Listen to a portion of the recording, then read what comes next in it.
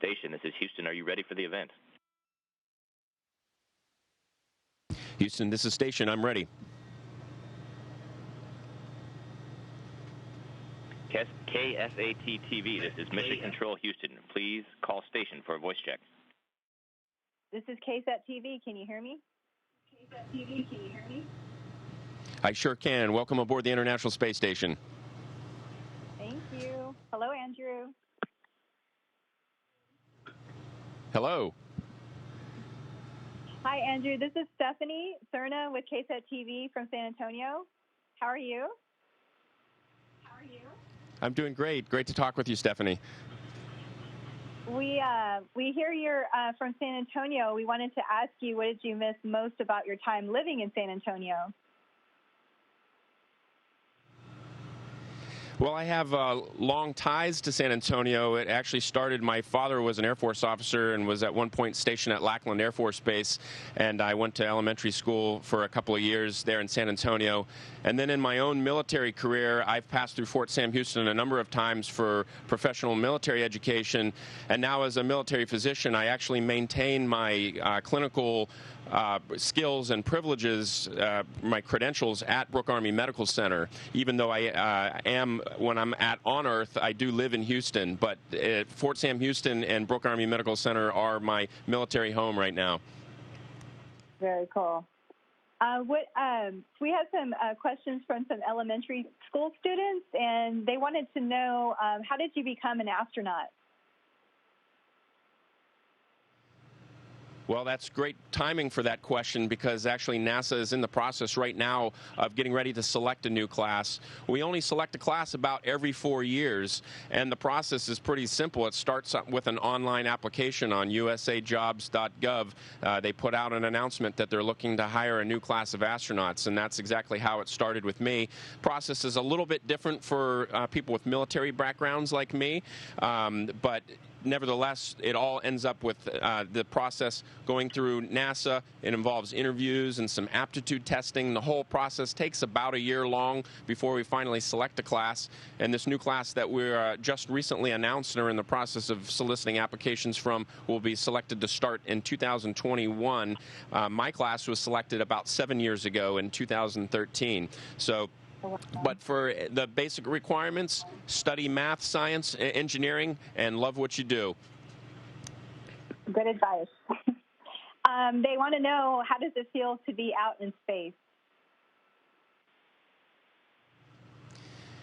Well, it's a lot of fun. I would say the moment that I first experienced microgravity, I felt like I was hanging upside down, because you're so used to gravity pulling you down all the time. When you all of a sudden don't have gravity pulling you down, you feel like you're floating like a balloon. But the reality is you're just kind of staying neutral. I can get here in the middle of the module like this and just float gently,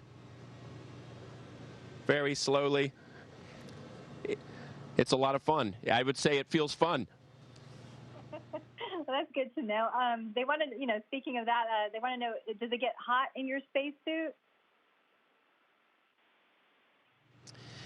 Well, controlling our body temperature in spacesuits is really important. The spacesuit that we wear when we go on spacewalks, we actually wear a pair of underwear on it that has tubing with water flowing through it to help collect the heat off of our bodies and constantly keep us cool, because it would be very easy to overheat without the ability for the heat to escape from your body.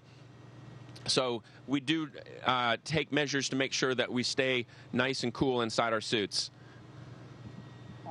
And do you need to wear that suit when you're in the spacecraft?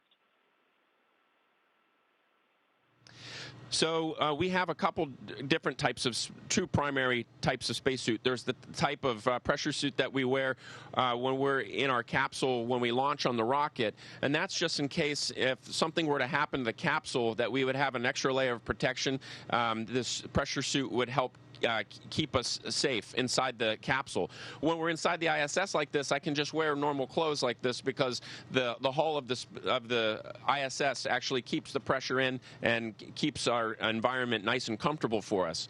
When we go outside for a spacewalk, that's a different type of spacesuit, and that's the one where we wear that special underwear that I mentioned that has the cooling system in it and provides everything we need. It's like our own little mini spaceship outside the ISS that we can move all over the outside of the space station. And they wanted to know what type of work do you do on the ISS? I would say broadly the categories of our work up here is maintenance and science. Just today I was doing a number of scientific experiments, and the science covers all different fields, chemistry, biology, medicine. We do technology demonstrations. We do earth science and earth observation. We also do a lot of maintenance inside the space station. The ISS now has been in orbit continuously with humans living in it for the last 20 years. And so there are a lot of things that we need to repair. So we'll get behind one of these racks and we'll do repairs. And then things outside the space station break as well, and that requires us to do a spacewalk. And during the course of my time up here, we've done a number of spacewalks to upgrade things on the outside or repair things outside. We did exchange some batteries that had been installed years ago, and we needed to put a fresh set in. And while you're out there, they wanted to know, what is the view like from space? You know, what are the sun and the planets, what do they look like? Well, the thing that we have the best view of is the Earth. We have a big window that faces the Earth called the cupola that gives us a 360-degree look around, and we can see off several thousand miles in each direction. And it's spectacular. It's absolutely beautiful. And we go around the Earth.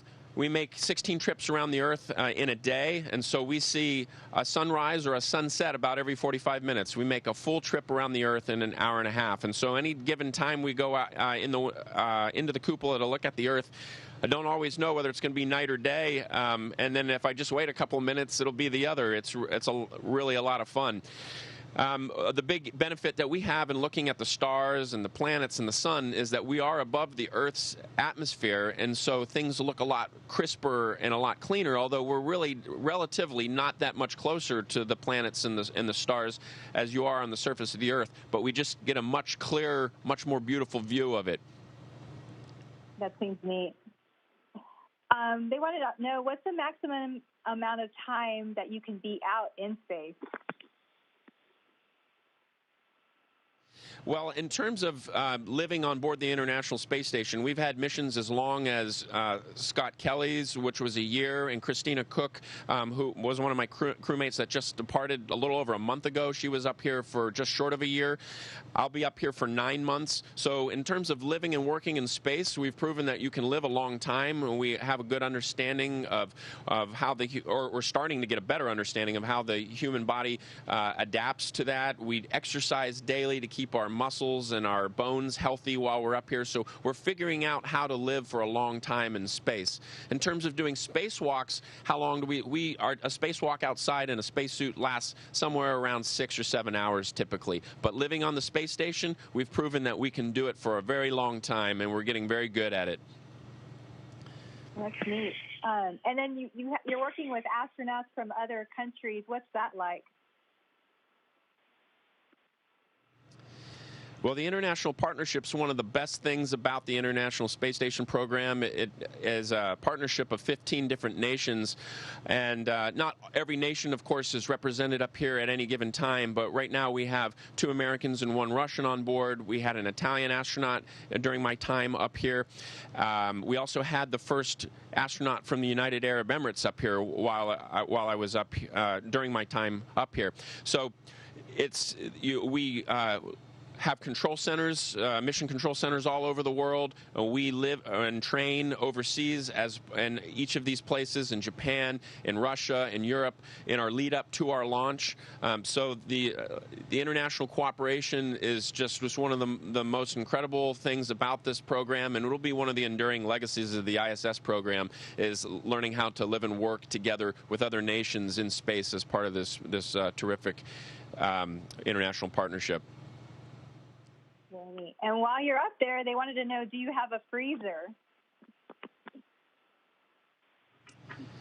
Well, we do. We have a couple of different types. We have freezers for freezing science samples, and we have them scattered out in a number of different modules. To include right here, there's a freezer right here, and then in this module behind me, called Node 1, where our galley is, where our kitchen is, we also have refrigerated space that we can put our own food in, and we also have a food warmer to warm up our food. So the space station's filled with freezers and refrigerators and incubators and all kinds of fun devices for science, but also for the comfort of the astronauts living on board. That's very neat. They were curious about that. And, Andrew, on a more serious note, we were just wondering, do you have any concerns back home due to the coronavirus? Well, certainly with my own family, I'm in touch with them every day, and I know all the measures that have been taken to help prevent the spread of it. And I don't have concerns. I know my family is safe. But in terms of NASA and our support on the ground, NASA and our partner agencies, the partner space agencies, are no strangers to working during times of adversity. Just as recently as a couple years ago, when Houston was basically shut down by Hurricane Harvey, Mission Control Houston endured right through it, rose to the occasion, because the ISS and all of its systems, we are continuing. Operations up here are going to continue regardless of what's happening on the ground, and the resolve of the controllers on the ground have persevered, and I know that they'll continue to do that. The difference this time is that there is some impact to all the control centers all over the world, but we're showing right now that they show the same resolve to make sure that the ISS remains safe, and so we have full confidence in those that support us on the ground. And they were wondering about your view for this regarding the coronavirus as well. Many industrial areas in China had shut down. They were wondering if there were any visible changes in pollution from that region that you could see in space or not. In terms of recent events, I can't say that I've noticed any changes that I'm able to see with my own eyes, but I can tell you that there are definitely things that we observe all the time, any given time from the ISS, indications of our impact on the Earth. We certainly can see evidence of urbanization both during day and night. We can see smog and dust in the atmosphere. We can see evidence of glacial retreat. We can see evidence of runoff and sediment in the outflow of rivers and streams. So absolutely, we can see evidence of our impact on the planet, but in terms of recent events, nothing that I've been able to see. Well, thank you, Andrew. You said you're going to be there for 9 months. What month are you on? I'm just finishing 8 months. I'll return to Earth in about a month from today. All right, Andrew, I'm sure your family looks forward to seeing you. Thank you for talking to us today. We appreciate you. Well, I appreciate you taking the time, and I'd just like to say hello to the entire San Antonio, to the Alamo City, the military city, and the military community.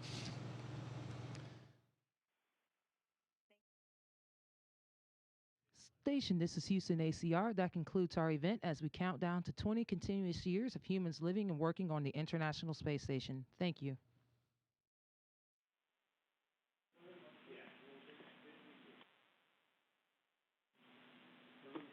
Thank you to all the participants from KSAT-TV. We are now resuming normal operational audio communications.